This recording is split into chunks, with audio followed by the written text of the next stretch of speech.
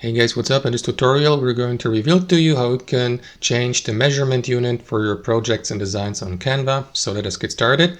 Head over to your project on Canva, and what you want to do in the first step, guys, is enable rulers and guides. Just for orientation, it's not necessary or mandatory to do this, but for orientation you may enable these. To do that, click on File Unit top left corner. After that, hover your mouse over Settings, and here to the right select Show Rulers and Guides, or use the shortcut Shift R on your keyboard. And that is going to enable these rulers here at the top and to the left. So what you want to do after that, guys, is click on Resize in the top left corner, or if you're using an older version of Canva, it may also appear as Magic Switch. So click on it, and after that select Custom Size here under Browse by Category.